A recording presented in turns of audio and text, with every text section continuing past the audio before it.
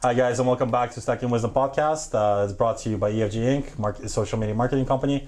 And today we're joined here with Cara. She's a seasoned entrepreneur, and that's one of the reasons why we thought it would be really, really interesting for us to bring her on. Tell us more about yourself, and this is going to be one of those first. You said you're going to interview us, so if we're going to flip the script here today. So I don't know how much you looked into what I do, but so I'm the CEO and co-founder of The Content Company, and it's been around for about 5 years now. And originally it was started with my partner and husband, who is no longer my husband, but still works with me in the company, out of a need to have really high quality content. I worked in SEO companies and marketing agencies, and like a lot of stuff you can outsource overseas, no question. Absolutely. Development, all that kind of stuff, coding, all that. But when it came to writing, you can't. And so some of the time I would have, I was on the account side, so I was working with clients for their, for their small business. Sure. And content would come across my desk that I would have to deliver, and I just would not be pleased with the quality of it. And my husband was a copywriter, so I would say, try him out. He's incredible. No hard feelings if you don't want to use him, but really give him a try. He's really good. And they would try him, and of course he was incredible, and he would start working with that agency. And so for probably about 4 years, the equivalent to holding your finger to a shoulder and saying, I'm not touching you, is what he did to make me quit. He just quit. Come on, quit your job. And I'm like, no, I'm not fucking quitting. Like, I've had a couple of startups before that. This is probably, I think, my 5th business, and the first one that's really taken off. Wow, okay. But I just had no interest. Like, I wanted to get a paycheck. I wanted to know every 2 weeks what was happening. You can do your writing. I'm going to do this job. Just leave me alone. Right. And one day I was working the last job. I always say the last job I'll ever have. The last job. And it was for a company that was a client, actually. It was a complete departure from SEO and digital marketing. And I loved the job, but I was really not making. How do you transition from the digital side, because it's kind of like all the future? It was still sales. Okay, fair enough, and it was like a luxury furniture rental company for parties. Okay. So I got to go to like all the TIFF parties. It was amazing. But in the end, I was almost paying them to work because I spent a lot of time. But it was good. And one day I just kind of flipped out. I was like, why am I making all these other people money when I know I have a skill? I've got a product, aka my husband, that I can market. And I flipped out, and I mean, I remember I wrote my resignation letter and my hand shook because we had nothing. Like, I've got no parents. His mom passed away. A lot of his grandparents. There was no cushion of someone going to help us out if we can't make rent or whatever. And I was flipping out. But I'm a huge Tony Robbins fan and advocate, and there's something he says: if you don't, you have to burn your boats. He throws an F-bomb in there, but you have to burn your boats. And if you don't, if you always have a foot in, a job or whatever, you're never actually going to pull the trigger and do it. And so I had to burn my boat, and I was like, my hands were shaking. And I pressed send. I was like, okay, that's it. And our bills were, say, like $5,000 a month. And we had only 3,000 we knew was coming in. And asked me how fucking fast I hustled. I hustled fast. So Ken would send me lists of SEO companies and people to call, and I would just dial for dollars. And we won some huge accounts in the beginning. Amazing. And the first year we did like small 5 figures, barely made it. And then the next year 6 figures, and then mid 6 figures and on. But it was terrifying. I bet. No kidding. I mean, but, jumping, just everything head first, right? Totally. And we have 4 children. Like, we have 4 kids between us, and 3 of them are adults now. But 5 years ago they weren't. And we had stuff we had to take care of. No kidding. But you get to this point where there's no other option anymore. Like, you just can't stomach going one more day. Like, I would drive down the 401 in my car, and I would call him daily and say, this is the day. And he's like, what? I'm like, I'm having a heart attack today. I'm flipping out. I'm about to lose my shit. And he's like, hey, you calm down. And I'd get to the office, and I'd be there till 7 working different accounts. Same thing on the way home. It was better on the way home because at least I was going home. But I'd get home, and it was dark. And so that's how we started. Was it challenging, like balancing like your work life thing? So crazy. I literally just posted Sarah Blakely, who is the first self-made female billionaire, youngest in the U.S. She created Spanx. Right. Just posted that no one ever asks a man that question. Really? Ever. No. We ask everybody. That's. But she says, I talk all over the entire planet, and like no one ever asks her husband, who's also a speaker, how he balances the work life. And it's because we're the moms. Like really, that's it, right? But back then, like Ken has always been extremely supportive. Like he was even now that we're no longer a couple, he's amazing. Like he's very supportive of, you know, if I need to go on work trips or whatever, he's happy to hang out with the kids and whatever.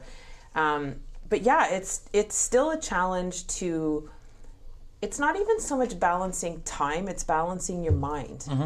Like over the years, what I've learned is that, you know, I have a couple mentors that I talk to, and I said to one of them, like, do you ever just get to like, chill?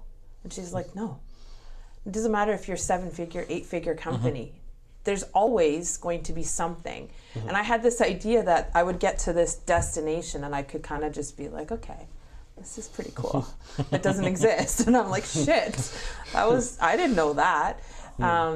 So yeah, I mean, it's a balancing act, I think, inside your mind more than anything else. Like every day, and as women too, like, you know, and I talk a lot about this on my website, like I have a personal website, but balancing even hormones, like guys are kind of trained to think, oh, it's you're PMSing, or it's a real thing. And there's a week out of every month you do not feel like yourself, no matter what you do. And I do a lot of stuff. I drink my green drinks. I do like all these different exercises. I meditate. Do you find that like that actually helps you during that week? Yeah. No.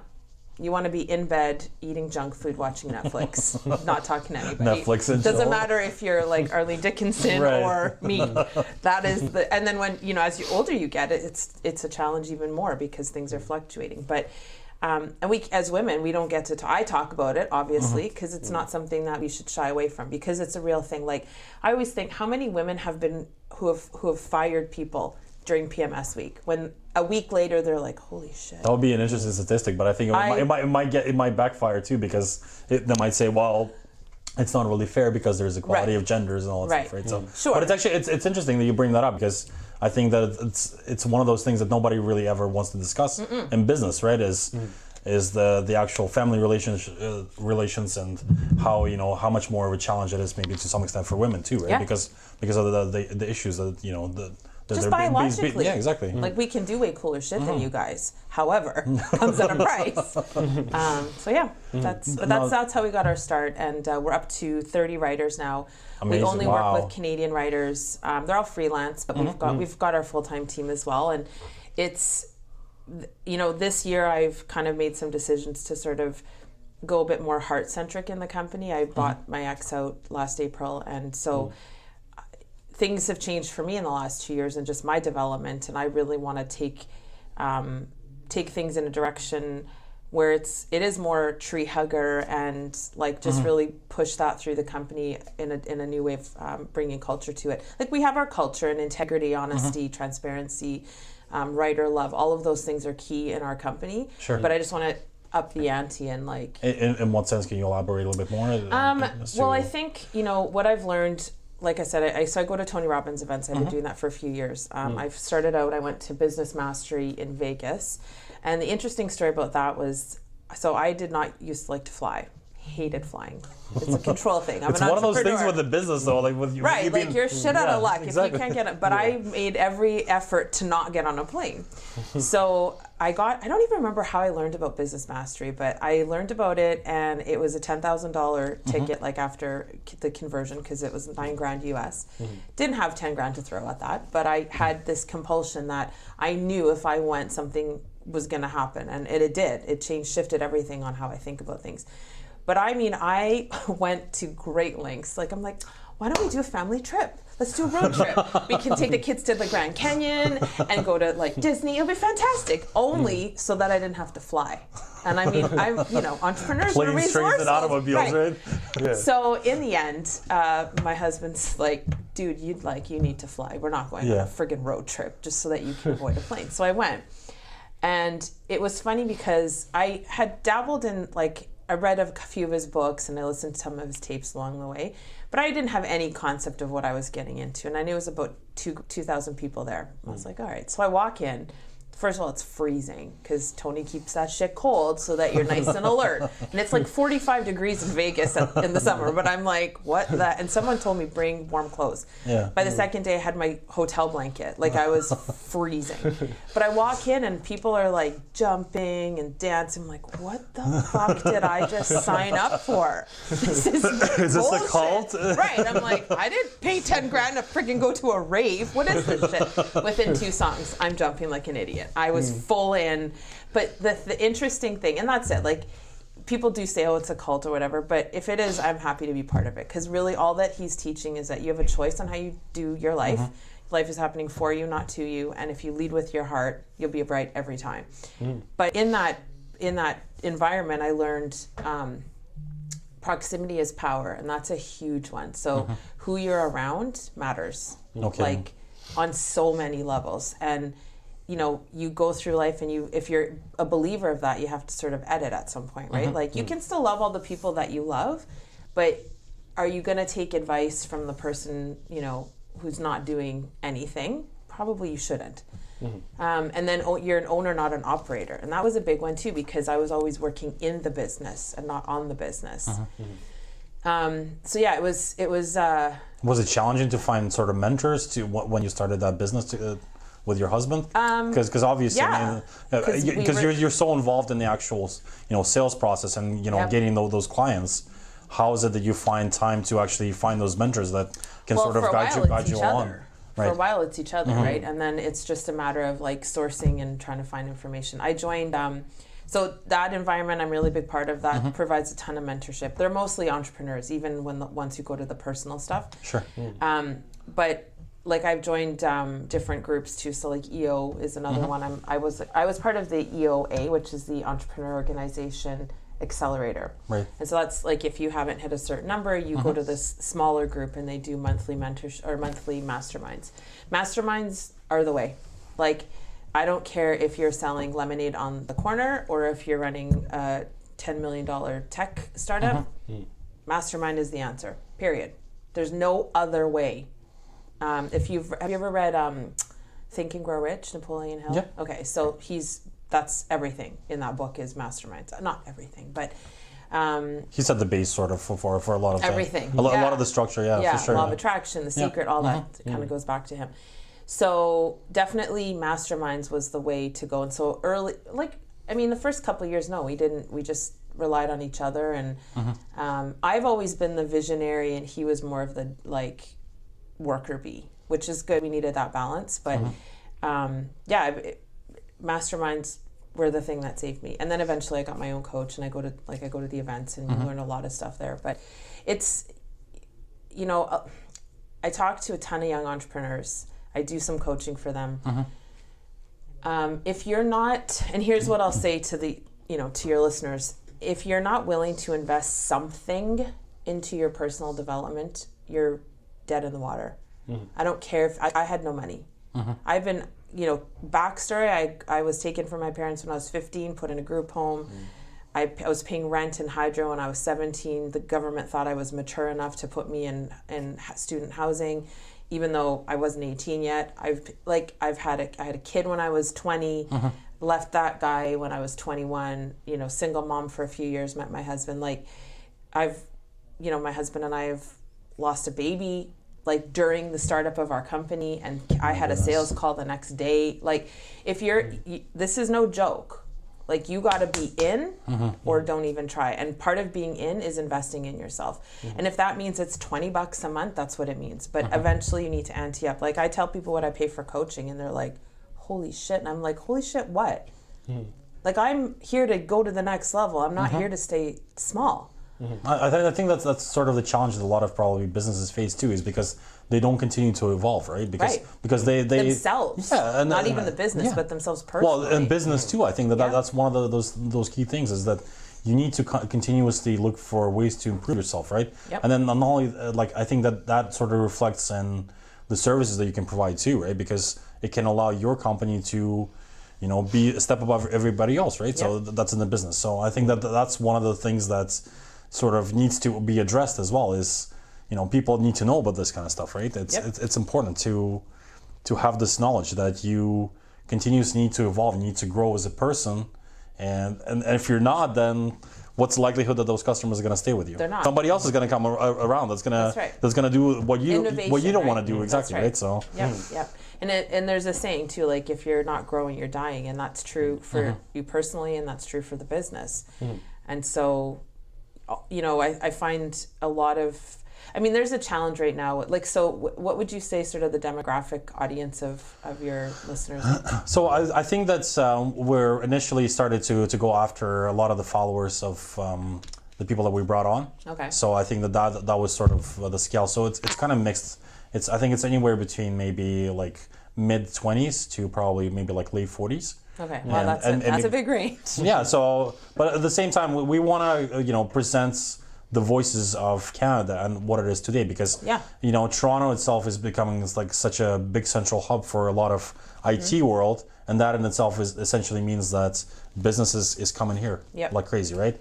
And Canada has been at the forefront of just being like a leader in a lot of ways. For example, one of the things like banking, right? Like banking is considered one of the top things in Canada, right? That always makes us stand out, right? But that in itself, gives a lot of people sort of the assurance that a lot of business is very stable to some extent. That's right. So, and then IT is developing like crazy. So we figured, it's great to be in the area that we're based out of, because it's GTA, so that we can bring a lot of stories to the forefront, and the experiences that people have had to inspire people, just to give them the idea that you're not in it by yourself, but at the same time give the opportunity for the people that are involved in the Canadian business and what it is, right? So because I think that in itself can sort of be an interesting sort of starting point for a lot of businesses, maybe outside of Canada even, to learn and to adopt maybe some of the strategies that we use here, right? Because I think that there's always sort of a balance, because we've interviewed some people. For example, that's one of the episodes that's going to be on later on, hasn't been published yet, is we had this cleaning lady that she came from Africa. She immigrated to Montreal, and she lived there, and then she used to live on the streets, and she started her own business, and she's had a lot of personal trauma that she's gone through back in Africa when she was growing up, when she was a little girl, and she's just had nothing but challenges and struggles. And she just said one day, enough. She started her own cleaning company, and she's doing really great now in Toronto. Amazing. So, she's trying to empower those people that she used to live with in the shelters as well. Yep. And she's teaching. She's trying to instill a lot of those, the knowledge that she kind of came across to instill her son, and teach him along the way, and make him the man that he can be. Essentially. So I think that it's really exciting to bring on people from all walks of life, right? For example, like we've had all kinds of people. We had business strategists, we've had marketing people, we had real estate people, we've had people for like a DJ, we had a personal chef. So we're trying to definitely go for a variety of stuff and not sort of make it boring. But at the same time, I think the one thing that really makes this podcast interesting is the personal story, right? So, and every entrepreneur, almost everyone that I've ever talked to, none of us come from easy. No, and we become entrepreneurs because we come from hard. Like that is reality. And I've yet to meet an entrepreneur who's like, I had this really easy upbringing, and not that that's a criteria for being an entrepreneur, but most of us have come from a place where we've seen a problem, or I knew young that being in an alcoholic family, there's something wrong with that. I knew at a young age does not totally feel right, and so I made it so that I was kind of pushed out of my family, so I could kind of go do my own thing. But and then once we get to once I find a lot of entrepreneurs get wind of the fact that we have this choice in our mindset, that's when we start thinking, hey, I want to share this now. Like I was at the dog park on Sunday with two of my daughters. I have a new dog and an old dog, but a new puppy. And there was two dogs, my dog and this other dog were playing, and this kid was there, his name's Jordan, he's 22, and he started chatting. And I said, well, what do you do? And he's like, I have this job and I hate it. And my nature as who I am, I start to pull it out of him, and he's more than happy to share. And this kid followed me all around the dog park, and now I'm mentoring him. Now, so part of my give back is I take people to UPW, which is Unleash the Power Within, the Tony Robbins event, and I take them. I pay for the ticket, I pay for the flight, and I pay for the Airbnb. because it's that important for me to see people go to that one event where they go, holy shit, this doesn't have to be like this. Because you learn strategies on how to shift and change and all that kind of stuff. And that's amazing of you to give back too, and to reflect back on what you said also. I think that from what we've seen from the interviews that we've had so far, it seems to be there. You know, it's definitely the mindset. That's one of those things. But also what we've experienced too is that a lot of the people that we've interviewed that are, you know, business people they've sort of either had the upbringing or they've kind of had that struggle. Something's happening. So it's one of the two things that we've seen that's sort of the primary reason for why they got into the business in the first place. And but I think that a lot of people are limiting themselves definitely by always having that self-doubt, right? 100%. But they're allowing that little voice to kind of continue playing in their mind, right? And not continuing to try to shut it down. Right. And I think that's sort of really the biggest challenge for a lot of people to start growing. Beyond the scope. I had it on the way here. That's the thing. Like you have to. It's like grief. You'll never be rid of it. You learn to walk alongside it. Absolutely. Right. And it's the same with the little voice in your head. That's like, I don't know if you can. Do you really think you can pull this shit off? It's like you're trying to clamp it down with slate, and then really, do you think you can pull this shit off? Really? I mean, and then but you have to get good at walking alongside it. And there's days that are going to be shit, and that's the thing. Why I asked you about your demographic is because a lot of the millennial generation and whatever the generation beyond that's called, I can't keep up anymore, but whatever the other one, the younger one is, they've how old are you? I'm going to be 38 this year. Okay, so you and I both were raised in non-social media environments. Absolutely. I would never want to, just watching kids have to go through it is stressful. But you think about what they're seeing, and they're seeing a complete bullshit, fake, not real, almost everything. Absolutely. Right? And so you're a 25-year-old, right? And you get into it thinking, I'm going to be like Gary Vaynerchuk, I'm going to do some viral stuff, and I'm going to blow up, I'm going to be a gajillionaire. Or it's a huge enterprise right now, and I think it's brilliant, and I love influencer marketing. However, you have to bust your ass to get any kind of notoriety. It does not happen overnight, even as fast as it can happen, but they have this false sense of speed.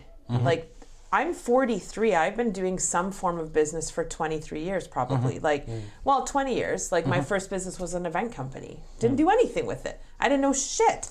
And then I did another couple little marketing consulting. I didn't know anything, but I learned. As everyone, it's like a collection, right? Each business, I put something new in my bag of tools. And now at 43, even I have way more to learn, but I'm confident I could get any business to where I'm at. But I wouldn't have been able to do that at 23 watching Instagram. And there's room for it, don't get me wrong. But it's like this false sense of success and patience. You have no patience. How can you, right? Because you don't see the 5 years this influencer spent traveling on their own dime first and taking pictures with their shitty camera first and just hoping that if they tagged a hotel in it, the hotel might be like, hey. So it's a totally different landscape, and and everybody, anyone kind of in my age group will tell you patience. I got told, I took my car to get detailed in Ajax. I met the founder of GFL getting his car detailed in his Lambo. And I'm like, oh no, sorry, Ferrari. And of course I'm like, well, what did you do to get that car? And I knew, I'm like, you're an entrepreneur, right? He's like, yeah. And I said to him, here's my challenge with my business. I can take it a couple of different ways. And he flat out just said to me, patience. I was like, okay, thank you, sir. And I'm 5 years in, and I'm thinking, patience, what the fuck? But that's it. It takes time. And so that's another big thing. One thing I want to mention about you talk about banks, entrepreneurs, the banking system is really broken. Really broken. Oh, that's not another question. I agree. It's crazy. Yeah, absolutely. It's crazy because when you think about what we're funding, I bring in US dollars because all my clients are global, but I bring US dollars in. I'm paying Canadian writers, and I'm spending my money in Canada. And you think I could get anything I want from a bank? No, because they don't understand digital. Of course. So a couple, if you want, I can share a hack with you. Absolutely. So one of the companies that we started working with early on was called On Deck. and there's a few e-commerce things, but we do e-commerce, but we're not an e-commerce company. Sure. But they will look at your last 3 months of your statement and base lending on that. Amazing. Which makes complete sense. You'd think so, yeah, exactly. 100%. They will interview and, get to know your business, but that's what they're looking at. They're not looking at what you did. Like banks will say, well, what about your notice of assessment from 2008? I'm like, what about it? What the fuck do you care about 2008? It's 2017. Like, what are we talking about? Yeah. But they can't wrap their head. And I've had bankers sit at my table and go, so you've increased your sales by 400%. I said, yeah.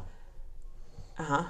But we don't really understand the business. And I'm like, listen. But so that's a hack. Like, it's called ondeck.ca. Brilliant. The rates are higher, no question. But they don't. Course, but if you need it to grow and you can turn that money and get a good ROI on it, it's a great solution. But just stuff like that, like we get, the traditional model of everything is pretty busted right now. Like even education, right? I mean, you think about the shit that kids are learning, they come out and like such a tiny percentage of them are going in the field that they studied. Like if you want to be a doctor or lawyer, engineer, all that, absolutely, you must go to university. Right. But if you want to be an entrepreneur, you do not, sorry to any MBAs, you don't need an MBA. Because that shit's going to fuck you up anyway. You're going to get in and be like, well, I thought I knew. Nope. It's never even the same thing. It's never. Yeah. No. It's like learning, it's like if you're studying to be a soldier, it's like, let's study theory of how to kill a person, right? Exactly. And then when you go into battle, it's nothing just, like it's it like, was. how the fuck do I deal with the stress, right? 100%. Like, how do I deal with that? Like, it's... Well, especially in the day and age, like with the internet, because I mean, for us, like we were learning on our own with our own startup how to do, like in our case, how to do like Facebook ads and how to write ad copy and stuff like that. Yep. Like the internet makes all this information available. And and it's good information. Yeah, like, absolutely. You'll still have there's people a lot, there's who a lot don't of bad, trust the internet. There's a lot of bad stuff you have to filter through it. Like that's right. You have to be your own advocate. Absolutely. Yeah. But and on top of that, like it's about having the right connections too, because even from our own experience, like some of the potential clients that we met in the past, we've done so through this podcast and through like through our neighbor actually, just across the hallway here. Right. So yeah. No, it's been interesting because I agree with you totally because I think I've experienced it myself because I was trying to get into a spa business a little while back, and we went to a bank. We had a huge down payment. We've had the business plan. Everything was in place. Everything was set up. We were ready to get this building, but the bank just didn't understand. They're like, we're giving you this much money, and they're like, well, what's your plan B? We're like, well, plan B is you guys take the business from us. If something doesn't work out, that's not good enough. Right. And it's like, well, we already are giving you everything that we have, but yet you still don't want to continue with this. And we presented to them why it's going to succeed, right? Why it's going to be a successful business. We've presented them with numerous different strategies, worst case, best case scenarios, right?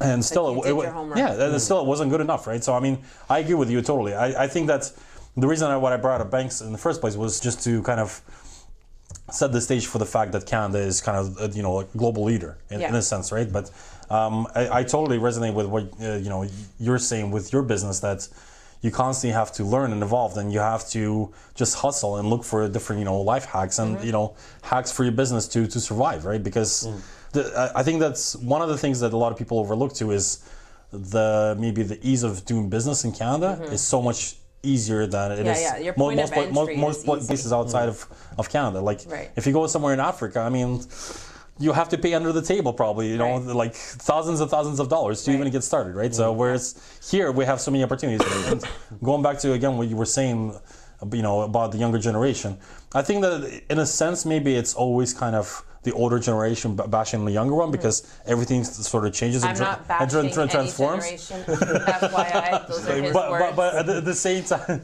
I wasn't trying to put wasn't trying to put words in your mouth. I was actually going to reaffirm what you were saying before. I totally agree with what you're saying with younger generation, because it's something I was actually reading just yesterday. They said that humans. Span of attention is less than a goldfish. Yeah, exactly. So, which is absolutely insane because you're like, why? But at the same time, since you sort of know, right, working in the somewhat of a marketing spectrum too, and us, It's, the fact that people are consistently bombarded with ads and information. It's like, I think we're looking at figures that I think they said something like 4,000 ads per day that you see that you don't even realize. Yeah. I mean, like, no wonder people are completely distracted. But, this is a great tool, but at the same time, it can be a great distraction too. Absolutely. And I think that's sort of the biggest issue, is that people are so absorbed with consuming instead of focusing on actual creation of your business or creation of content or creation of something, right? Yeah, so it's like the biggest form of FOMO out there, right? Yeah. And the other thing too, as you were chatting, I just thought one thing that's really important, I think, for an entrepreneur is to remember to stick to what your core is telling you to stick to. So like in our business, for example, I've had people along the way, won't name any names, but there have been people who have said, well, like, if you outsource that writing to India, for example, you could pay like $2 a post. And we were very, very, very specific on how we started the company, that we will never use writers from overseas. Right. The quality, it's not good. That's it. Yeah. That's nothing against anyone. That's just how it is. And so over the years, I've had different business, quote unquote, business people who are like, yeah, but you could get margins. And I said, I don't like, and you have those moments of doubt where you're like, well, and then really, again, if you're following your heart and your instinct, there's no way I'm going to ever move that direction. And anybody who comes to tell me that doesn't understand my business. And I'm okay with that. And so as an entrepreneur, being really, I totally understand what you're saying, yeah. solid and commit to what your vision is. And when it's right. Like I know what we're doing is right. And I know I could make a ton more money if I did X, Y, and Z, but I wouldn't feel good about the company. And eventually that will show up. And so just being really, getting still with yourself, like, because a lot of times, and back to the age thing, the problem is that it's easy to get, and again, attention span, right? Like, so let's say a kid 20-something-year-old starts a business, and 6 months in, they're like, it's not working, I'm not making, no shit, you're not making any Patience, money. right? Right? Yeah. But it's easy to get distracted, and it's easy to go, okay, well, this didn't work in 6 months, so I'm going to go try this now. You have to learn to be still. Like, it just takes time. It doesn't matter how fast technology is moving. People are still people. And it takes time for people to see. And yes, we have Facebook ads and we have all this beautiful, opportunities for advertising, but people are still people. We still take time to move. We still take time to take action. It might be faster, but there's still that moment where 6 months, if your business, like, we didn't turn profit until like recently. We were paying the, writers and paying the bills and whatever, but like to think that even in year 2 you're going to make a profit, you're crazy. You might get lucky. There are the unicorns, but the reality is, is on the show actually, right? And that's those are the beautiful stories. But then those are the ones that people latch onto and go, well, maybe that'll be me, and maybe it will be. But you have to play the long game. Like, you have to understand that this is not a short, it's not 6 months. It's not a year. Even ranking on Google takes a year, right? So like if you sit and you think my business is going to be successful in 6 months, you're crazy. And so patience, and then sticking to your guns. Like, when you know it's right. If I listen to every person, and Brene Brown's this brilliant researcher. She's I highly recommend anybody listening to go and listen and consume her content. But she references a poem by Teddy Roosevelt, and basically, I'll sum it up. But if you're not in the arena getting your ass kicked with me, I don't want your fucking opinion up there in the cheap seats. I love it. I'm just not interested. I love it. Yeah. And that's it. Like, if you hear those people that are out there 9 to 5s chirping at you, telling you, well, you know what, this isn't really going to work. You should tell them to shut the F up, carry on with their day job. You will figure your shit out. Because the thing about entrepreneurs, it's in our DNA. People don't realize that. I cannot work for someone else. I have tried. And every single job I had, I thought, what the fuck is wrong with me? Why can't I just be happy here? Why do I always have to see the holes? It's because it's in my DNA to be an entrepreneur. End of story. And the sooner you accept that, and it might be one business or another business, but as soon as you go, okay, this is who I am, man, does life get a lot easier. You don't feel like you're lost. But if you're not in the arena with me, zip it. Don't want to hear it. It's always interesting for me to ask people and get their perspective. Do you think like entrepreneurship is something that you have to be born with? Does it have to be in your DNA, or is it something that you can also grow into? No, I think it's in your DNA. I think so as well. Yeah, it's either in there or it's not. And I know I'm guilty of trying to like bring people in when they're like, because everyone wants to be an entrepreneur, right? Like, no shit, I can call my own. But once you get in it, they're like, well, that's maybe not. That's when it filters out the real ones from the people that you try just, it for 5 minutes, or you try MLM, like multi-level marketing. That's like a good, like in the crib where you put the little bumpers. They used to put the little. That's a good way to start to try to see if you're an entrepreneur. I find is like do some MLM. And if you don't have a tolerance for that, where you have some cushion, then you're not in. But the entrepreneur will start a new MLM company. They won't go and be a part of another one, which is fine. Like, you need all kinds. But yeah, definitely, I think you're born with it. Yeah. I think it's almost like that, going back to that little voice that's well, how am I going to do taxes? How am I going to do accounting? Right? It's all the little fears that sort of add up. Yep. That sort of detract you from actually just jumping head first, right? Yeah. Because it's like, well, how am I going to deal with this? How am I going to hire people? How am I going to deal with the different aspects of business? But I totally, going back to what you were saying with the structure of your business, I think that it totally makes sense, because from even like doing our own like copywriting in-house, we've learned too that it's essential to get the message across in a proper way, instead of just having somebody just throw some chunks of info together, which is not going to resonate with the consumer, right? Because it won't convert, it won't do exactly, anything. because it's important to actually have a clear message that resonates with that person, right? In order for them to even consider doing business with you, right? So that's one of those things that you kind of have to stick to. And I think that Canada in itself is it's very unique, because it's not quite the States, it's not quite Europe, but it's a whole world on its own, right? And our vocabulary is a little bit different, because we're more British, but yeah, we're not really British at all, right? So it's like we're just such a unique country to begin with, right? So that in itself is just the area that we live in. And I think that it totally makes sense to use local businesses, but I think also going back to creating a business in the country and keeping it here too. Yep. And like even going back to what you were saying, how you're trying to give back to people that are interested in becoming a lot more involved in business, where you pay for their trip, or you pay for their flight and whatnot, right? So how did you come to doing that sort of thing? Like what sort of made you motivated to kind of give back in a sense too? So before I answer that, I'll just want to jump to the like when you're saying taxes and all, I hate doing all that shit. So when you're new and you can't afford to, do contra. Just barter with people. Like I can write blogs, my team can write blogs for you, Mr. Accountant, if you do my accounting. So that's a really big way to, because a lot of I can't afford it. Bullshit. Figure out like there's a way. There's a way to get it done.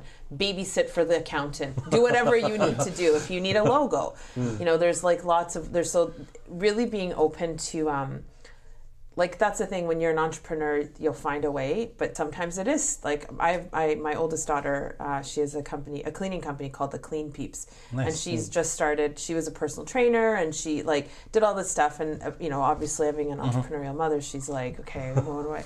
And so eventually she landed on this, and you get overwhelmed by digging in the weeds of things, right? And you get focused on the minutia of it.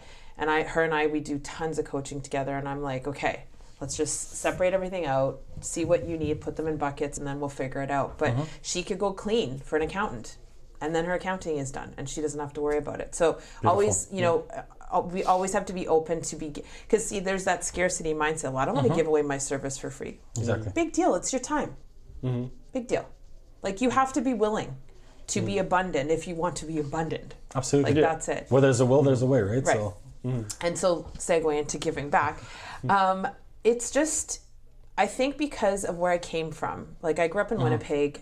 We were a middle class family. Both my parents struggled with alcoholism, and I learned the hard way. And when I make jokes about never having another job, there's truth to it, because I really did struggle for 20 years trying to work in places and was never happy. And I was always thinking, oh, it's me, and what's wrong with me? And so it was just this idea, as I started to learn about the fact that there was a different way to think about things.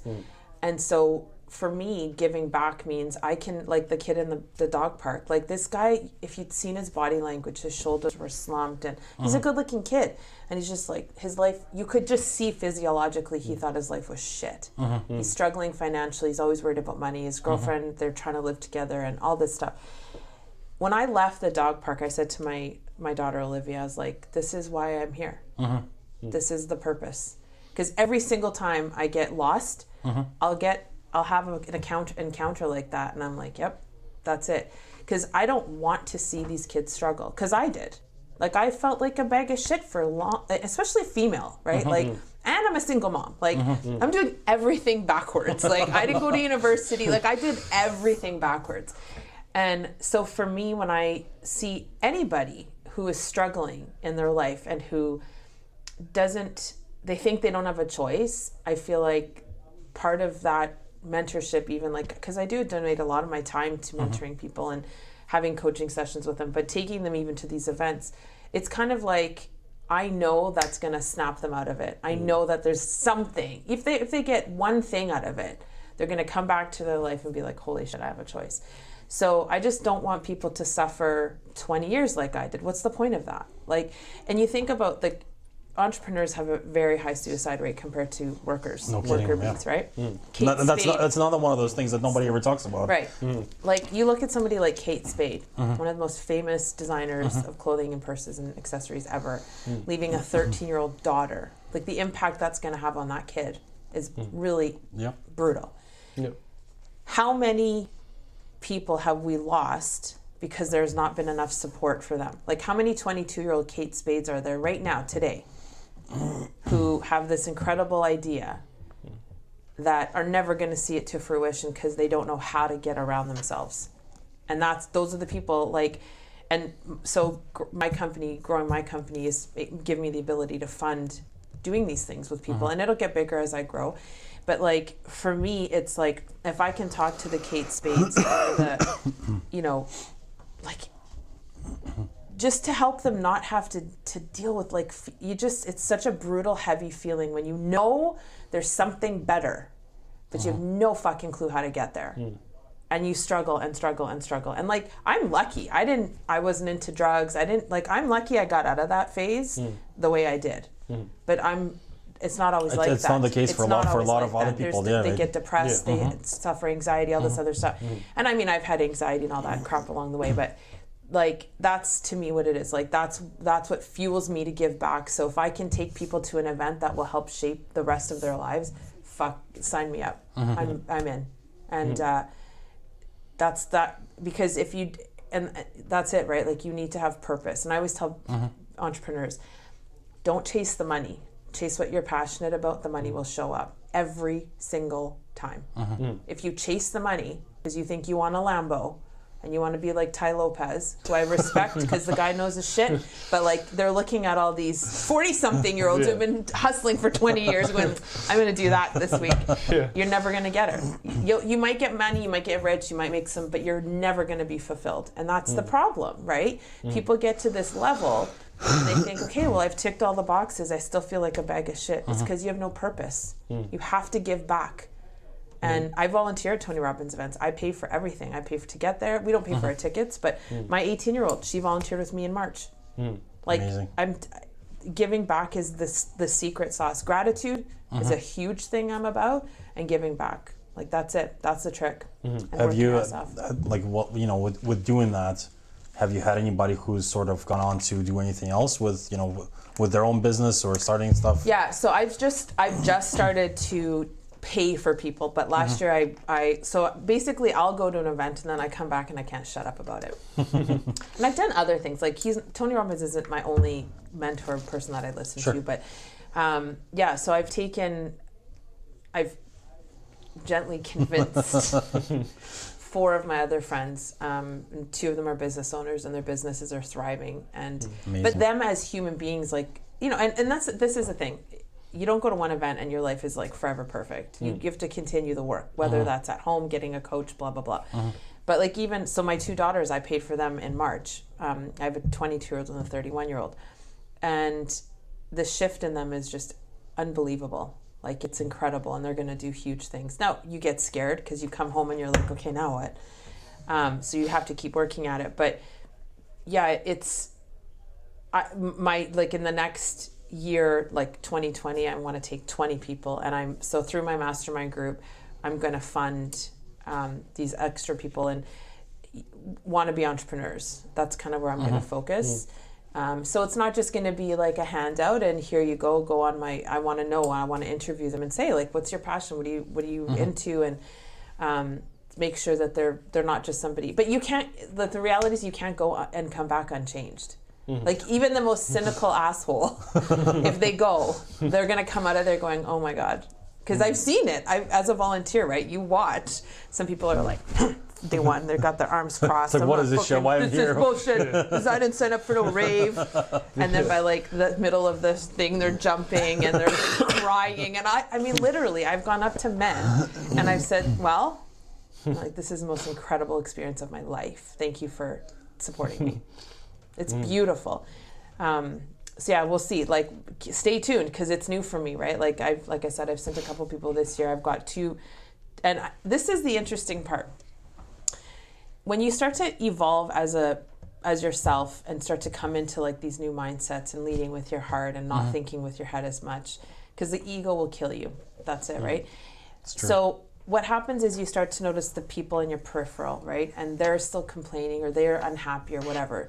So a lot of times you just start to move away from those people eventually, just by naturally, like, you don't have as much in common, whatever. I have such a kick-ass group of people around me who are close that I'm like, how do I make it so we can all speak the same language? I know, I'll send them. So rather than me trying to go and find all this new tribe, because my tribe is beautiful, I'm like, how can I make it so we're all happier?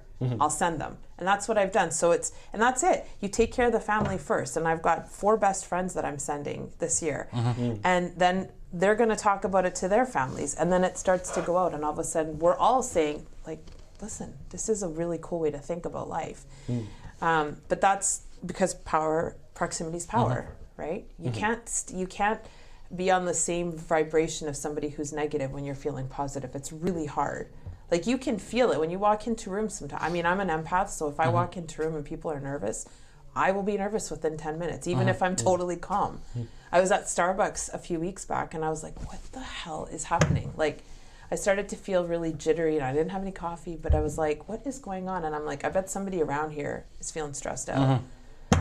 But yeah, so we'll see what happens to the people who have gone in the next year. It'll be interesting. Yeah, I think I can resonate with that too, with what you're saying, because I think that's really any person, I think that they can really absorb negative energy from someone else. I think that a lot of people are just kind of blind to it and they don't really realize it, but I think that it's totally a thing. I think there's definitely those, vampires that drain you of energy too, and it's one of those things that's it's important to, again, maybe reaffirm is, going back to what you were saying about how you need to surround yourself with good, positive people, because if you don't, that it's going to affect you in long term, because it can affect your business, it can affect your life, it can affect a lot of other things too. And I think that it's important to have those, opportunities to, do like sort of mentorship programs like you're saying, right? Because it sort of allows you to strive for being better, right? To strive to be an improved person and to become to evolve essentially, right? So and it's always a process. There's never any, okay, now I'm perfect. Like there's always some nugget you didn't see, a blind spot. You're like, oh, someone, like a kid usually will bring that shit to your attention. You're like, oh, thank you, and then you have to keep evolving. But so you're right. Obviously with your kids, you're trying to instill a lot of that's learned stuff from what you've done before, especially what you're telling me about your daughter, how she started a cleaning company, right? And she's done other things too. Do you feel that sort of resonates with all your kids too? 100%. Or okay. Yeah. So I have a 9-year-old, 18, 22, and 31. The 31-year-old's my stepdaughter, but still. I say that only because people are like, oh, how'd you have a 31-year-old? And I'm like, hey, well, she's not biologically mine, but she's mine. No, 100%. Like, so Ken and I, even like before when we were together, but even now co-parenting, we're very much about, change your language, change your life. It's really important that even the 9-year-old, like I can't, and I'll be like, say what? She's like, it's a challenge. And You know, I'm it's like, funny yes. because my grandfather always used to say that to me. He's like, "There's no such word." No, He's like, "There's no such word as you You can can't." say fuck in my house, but if you say can't, you're grounded. Like, that's it. So take note, guys. Yes. There's no such thing as you can't. No, there isn't. There's, what's her name? Marie Forleo says, everything is figure-outable. And it is. And I say that to the kids. I'm like, everything is figure-outable. We just need to figure this out.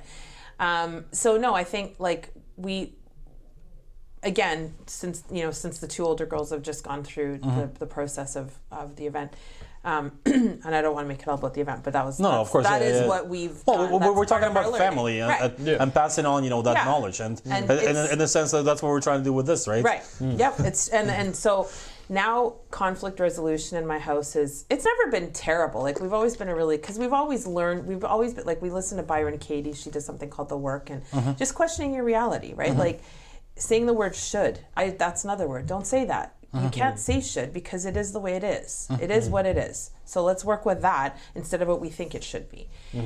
So we have been raising them that way to always question everything. If you're not happy, I don't want to hear about it. Change it. I mean, obviously, I'm their mom. Of course, tell me what you need. But after you vented, it's like, okay, let's come up with an action plan. Yeah. So, and the conflict resolution, like, where I'm trying to get my family to is to be in a constant state of beauty. So never feeling stressed about even the big things. There's always a lesson in it. Like even, like the worst thing that could happen to you, like with my parents, right? Drinking. The lesson for me was I'm not going to ever be an alcoholic, and I would not be who I am if I wasn't raised in that environment. It's that simple. But like always, I want them always. So when I pick up Amelia from school, so we do 50-50. So 1 week I'm on, 1 week I'm off. So when I pick her up from school on my week, the first thing I say is, "Hey babe, how's it going? Good. Tell me 3 things that happened that were amazing today." And she's in the habit now of telling me, and it might be like, "You gave me really good pasta for lunch today." I'm like, but it's great because it almost makes you like want to celebrate those little things, and it almost makes you want to look for those little like amazing moments. And it's like if you're striving for those specific moments, it makes you want to actually go and like look for those little things, right? 100%. That are gonna make your day better. And that in itself is gonna make you feel better about yourself. And it's gonna make you look forward to things as well. And it is like yesterday we were walking in the dog park and I stopped and I hugged a tree. And she goes, "What are you doing?" I'm like, "I'm hugging a tree." She's like, I said, "Come and put your hand on this tree." And she did, and I said, "You can feel the energy coming from this tree." Like everything is energy. There's no disputing that. I want to hug you right now because my grandfather actually taught me that too. And it's funny enough, I was reading the book, I think The Secret Life of Trees. Okay. And you should read it because it's really cool. It just talks about the whole network of trees and how they support each other. Totally. So a tree could be cut down, but the water will get supplied from the other trees to the other, like to the dead, to the nearly dead roots, right? So, and then there's like other crazy things. For example, like trees will release a certain scent if they sense that the bugs are eating them, or if the birds come towards them, they can chase them away with different things that they do. And it's insane. A miraculous piece of furniture in our nature. Exactly. And one of the things I was actually researching a while back is they said that the best ways to deal with stress is if you go into like a little forest, right? Because you're surrounded by nature, it almost takes all that negative energy away from you. It does. And it's crazy because that's one of the things that my grandfather was always telling me. He's like, because I've seen him like when I was a little kid, he used to take me for walks in the morning. Right. Because that was his routine. He would always go outside in the nature and it would set the day for him, right? And sometimes I'd see him hugging the trees. I'm like, "Grandfather, what are you doing?" Like, I'm hugging a tree. Are you feeling okay? Like, he's like, no, come here. He's like, "Feel this tree." He's like, "You can actually absorb the energy from it. It's true. And it will give you like a lot of positives." And I was just like, this is weird. Like, I don't know about this, right? Yeah. But now like that I'm older, I've actually come to realize a lot of this other stuff. It actually resonates and it actually makes sense too. Yep. It's crazy, but everything is energy. It is, absolutely. Like this table is energy. Yep. You and I are energy, and that's it. Like, so that's one of the ways I tell her, "Tell me 3 things." We'd spend like. I will admit I have a really hard time in winter, and this winter especially was brutal. And like yesterday and the day before, when it was 18, I'm like on cloud freaking 9. I was like, this is the best day ever. I need the sun for sure. So next year I'm going to be snowboarding Vitamin D, somewhere. exactly. Yeah, like it's crazy. And then, so I think the other way that I'm instilling these lessons in the kids is just talking. You know, like each morning I've been slacking a little bit, but each morning with the 3 older girls, I do a morning message and in a text in a group chat, and I'll pick one thing to talk about. So sometimes it'll be like we do a thing called priming, which is just a way to it's an exercise. I highly recommend you do it. Maybe if we have time, you and the 3 of us will do it off camera.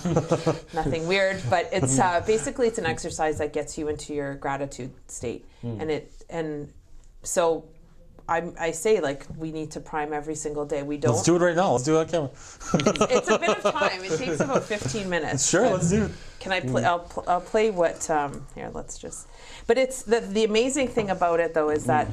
It's because a lot of people have a hard time just sitting here feeling gratitude, right? Like it's hard. I can, because it's a muscle I've worked. And I can sit here and I could probably be bawling in 5 minutes. Not even, because I can think of something beautiful. But we're so caught up and looking at all the shit that's going wrong. Like we in Canada, you want to talk about Canada, sure, are luckier than like 97% of the entire globe. I believe it. Like we have zero fucking reason to complain.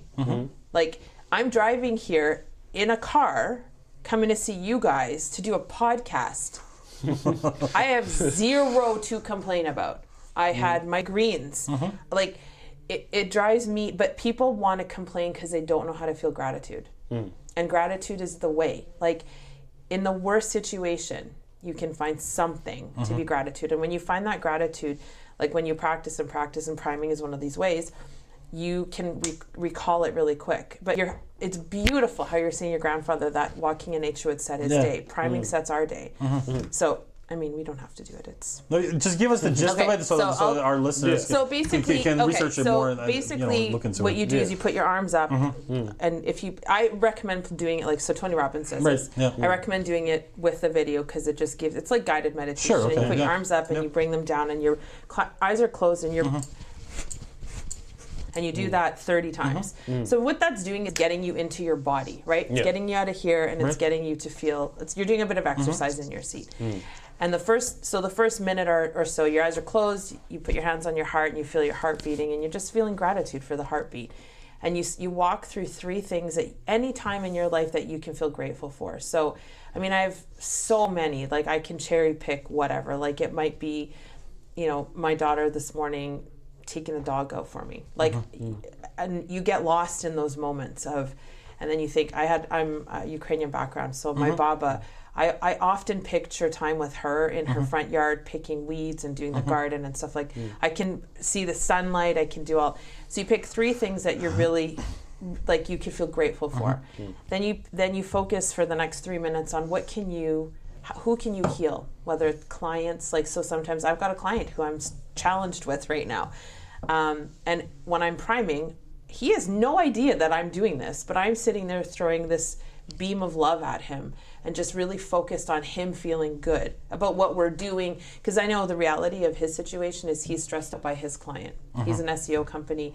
He's stressed out by his client. So I'm thinking, how can I support that? How can I heal that? So you pick 3 things that you want to really, maybe it's a relationship that you have at home. Maybe it's your health. Maybe you need to figure something out within your body. And then the last 3 minutes are goals. So think of 3 things that you want accomplished. And you think of them like they're done.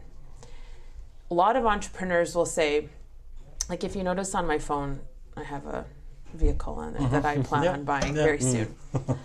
When I do this, it's called vision boarding. When I do this exercise, I have no idea how I'm going to pull it off. I just know I'm going to be driving that soon. I didn't know how I was going to Tony Robbins. It's true, because it's almost like an attraction, right? It's a law of attraction, for sure. It's like you set yourself up. For example, let's say like, I want to buy this Lexus, right? And it's like you start noticing them everywhere. Like, that's right. Yep. It's like your mind is just focused on that specific idea, right? Totally. So in your priming, you do that. You think of 3 goals you want to achieve, and you think of them as if they're done. But entrepreneurs, what happens to them is they get tripped up again in the minutia and the weeds of it. Well, I don't know how to do that. I just go, I have zero clue, and I don't give a shit. I watch The Secret, which is a movie. I've watched it a gajillion times. I watch it monthly if I'm needing to be reminded that all the shit in my life is because I'm bringing this shit into my life. That's true. And so but you sit there, eyes closed still, and your beautiful music is playing, but you're thinking of the 3 things that are done.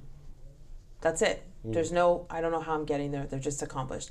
And then you get up and you start your day. And it takes about 14 minutes, but holy shit, is it powerful. It is the most powerful thing I've ever learned.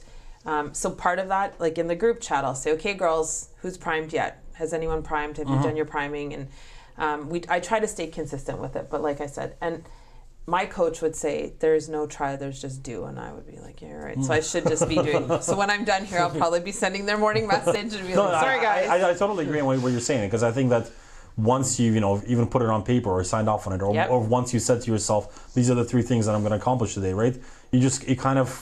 You've already set the bar for yourself, and you're kind of like, you set the intention. Yeah, exactly, right. Yeah. Or tell someone else too, because you always. That's the thing about people, is it's human nature to always want to keep a good image in front of other people. So the more you tell other people about your goals, the more it kind of incentivizes you to actually go out. And there is something that happens psychologically when you say the words and when you write them. Like it's different if you're texting them. Like I write out. I have several notebooks that I have, and I write it out, because the act of writing it on paper is different than texting it. Absolutely, 100%. So people are like, oh no, I'm taking notes. I'm like, no, you write that shit down. Like, so my ex, he does like daily affirmations. He writes out 20 times one sentence over and over and over again. Like physically writes it out, and things shift when you do that. It's just how it is. But it's not everything is pragmatic. Like people get caught up, right? Like, well, I have to do this to-do list. Sometimes you need to just sit still and prime or meditate or whatever you need to do to get yourself into that feeling of gratitude. Because like I always say, you can't be pissed off and grateful at the same time. It's physically impossible. Try it. Like you can't be angry or sad or fearful if you're grateful. It's impossible. You can't do it. But yeah, so morning messages, but yeah, just little things like that. Like and they call, the beautiful thing about this is those chicks are calling me out now, which is so cool. Like I will come to them and I'll say like, here's my issue. And they'll like the 2 older ones, all 3 of them will jump in and be like, well, have you looked at it? Is this your blind spot? Do you really think that's where that's coming from? And the thing about being coached is you need to shut the fuck up. You need to just shut up and listen. Do not defend your position, because if you're coming at me with your heart, you mean nothing but love to me, and I'm perfectly okay with that. I may not totally agree, or may not totally execute what your ideas are, but if you're coming at me outside of your ego and inside of your heart, I am all ears. I love it, but it's beautiful watching. Even my 9-year-old will call me out on some stuff. Mommy, change your language, change your life. I'm like, dang it. It's incredible raising. Well, it's great like because you've set that framework, and it's almost like that framework is telling you, no, you need to stay within within. They're holding me accountable without even realizing it. Absolutely. Which is amazing, because it's your own kids, right, or your own friends, right, and that in itself is incredible. So it's wicked. For sure. Yeah, you've been incredible. I honestly, it's funny, because going back to when we started this, it's like every single person we've brought on has literally allowed us to bring out something really, really interesting. It's like we can learn from this, but at the same time, we want to share this learning too. And that's really what's inspired us to continue with this podcast and to kind of do this. And I think that you've been absolutely incredible, and and then the stories that you've shared. Hey, I don't know, maybe just one last thing that I could ask you. If you can go back, in time and to you being younger, and you could send one message to yourself, what would it be? And what would be the one little piece of knowledge that you could share with yourself? Outside of everything, I've ever been asked that on the podcast. Because there's so many different things that you obviously have, had the opportunity with Tony Robbins stuff, right? And everything else, and with your experience and going through the hardships and everything else. I mean, there's so much, right? But at the same time, what's the one thing that always kind of sticks with you, right? I think that it's always in the back of your mind. Maybe. I think that the one piece that always comes back is you're good. You got it. Just keep pushing. And that's it, because it's super easy to give up. Last Christmas, and it should be as simple as that, I think. Yeah, and last Christmas, I'm like, I'm going to work at Starbucks. I've had enough of this shit. I'm done. But if I was to talk to my younger self, I would. And I mean, there's a lot of cliche stuff like you're enough and you're loved and all that. And that's all it goes without saying. But I think just I was told when I was younger I'm tenacious, and I was always kind of like, kind of pissy about that. And now I'm like, no, yeah, I am tenacious. Like, that's a good thing. So I would just, I would say to myself, keep going, like keep hustling, because it's okay. You're good. You got this. Just keep You're still going. breathing, right? You're just still alive. At the end of the day, like no matter what happens, it's nothing is that bad. I think so many people are just they're kind of half alive, right? Because that's the perfect way to put it. It's because they're just stuck in whatever routines that they're going about, right? And they're not really allowing themselves to challenge themselves and to go maybe even a little bit outside of their comfort zone, right? Even to push the boundary, just the touch, right? Just to see how it can be. And nothing really. I walked on fire twice last year. Amazing. And if you like fire or coals? 2,000-degree coals. They were Holy fire that went down to And that's one of the things you do at UPW. I don't want to tell anybody because everybody's like, I'm not signing up for that. No, but I would want to do it. That sounds really cool. It is. Like I can say that I walked on fire, and I'm going to be doing it in July again. You're fireproof, right? But but nobody wants to walk on fire. This is the trick. Nobody wants, I didn't go in thinking, I want to walk on fire. I'm like, holy shit, I'm going to have to walk on fire. Yeah. But even that, what's the worst that's going to happen? You might have a few blisters. Your feet aren't going to burn and fall off, and you're not going to die. And Tony says that to Oprah, actually. He said, what's the worst that's going to happen right now? Nothing. But it's building that muscle of doing the shit you don't want to do, and that is what entrepreneurship is. Period. It's eating the frogs. It's doing the shit you don't want to do. But people say, why would you need to walk on fire? Because I didn't want to. And as soon as you know you don't want to do something, literally, entrepreneurs out there, that is when you know you need to do it. As soon as you have that little voice going, I don't really want to do that, that's when you fucking go. Period. So and then you can be a fire walker. It's amazing. You've been incredible. Thank you. Thank you so much for coming on this podcast. And we'll continue to bring more people from different backgrounds, but we'd love to maybe have you back sometimes in the future. But one of the things that we're actually trying to do is to sort of give back to the guests that we've had on the show, and we're thinking of organizing maybe a little event where we have a DJ and some catered food, nice. And just bring everybody that we've had on the show so far. And so I think that it'd be awesome to have you on. I'd love to come and do that for us and to get in touch with you. So the company is called The Content Company, so you can't mess that up. A lot of people are still like, what do you do? We're like, well, we do content. So. And Instagram is always, so there's a couple handles you can try at She's the Owner, which is I call it that because as a female, a lot of people don't think I'm the owner. And when I go to trade shows, they ask the guy about his business, and he goes, I'm not the owner, she's the owner.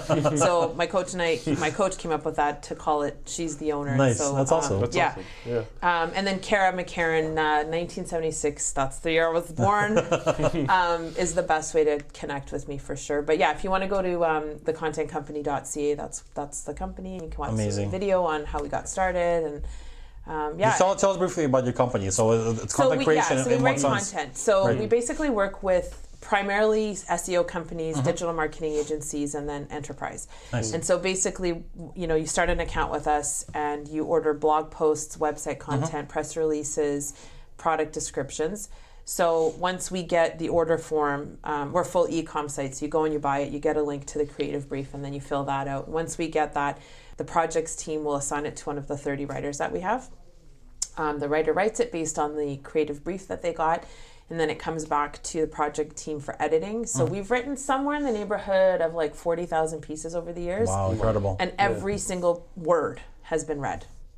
We don't use automation for any of it, and that's why our quality is so much higher than everybody else's. I bet. I was gonna say. It's not. I mean, a blog post with us, it's in USD, but it's $65. You can't beat that for the level of love and attention you get. So once it goes back to goes through editing, then the team will just let you know your stuff is ready. And so what we get a lot of are high volume SEO companies. So they'll have 20 or 30 clients, and they're ordering for all those clients. And the whole process takes 10 business days guaranteed, and it's good. And if it's not, you ask us to fix it, which doesn't happen too often, but we will fix it for free. And that's basically how we do things. And it's incredible because online with marketing, content is king, right? It is. So it's the one thing that can really make your business stand out. And I think that what a lot of people don't realize is that's one of the things that we keep reiterating on the show is that people can go onto your social media and they can read about your business and they can find out about you without you actually even knowing anything about that, right? So and they won't call you to say, they I don't won't. like you, I'm not doing business Exactly. with I will. Yeah. Because that's who I am. I'll be like, listen, let me help you. But people don't call to say, I'm not interested. They just don't become a client. Yeah. And people forget that, right? They're like, yeah, but wouldn't people, no one's telling you. And they'll tell you when you do a shitty job. They won't tell you when you do a good job. And that's actually a really good point, because a lot of the times people will only actually give you feedback when they've had that negative experience. Yeah. So can I leave one more tidbit for entrepreneurs? Yes, so I just, and I need to get way better at this, but I just sent out a bunch of handwritten thank you, just giving extra love to my client notes. And one of my clients responded over the weekend and said, if more businesses were like this, the world would be a better place. It's a simple thing. It cost me $2. And that's amazing, because that's one of the things that we're trying to instill as well, is that you need to sort of go beyond what typical businesses do. Fall in love with your and clients actually and work with them and have a relationship, develop that, right? So 100%. And I think that it's once you have that long-term set working relationship, it's so much easier to do the little things that they would appreciate, and in turn you appreciate it too. And it feels good. Exactly. So cool. Well, amazing. Thanks for having Thank you so me, much guys. for coming on the show. You've been You're incredible. Very welcome. It's been amazing. Thanks. Good. Except we didn't do the interview. You didn't interview us. Oh, just wait. So maybe there's going to be maybe I'll come back to interview you guys. Yeah. Well, I think we're going to have to do that. Yeah. Perfect. Cool. Thank you so much. You're very Thanks welcome. so much. Bye. Bye, guys.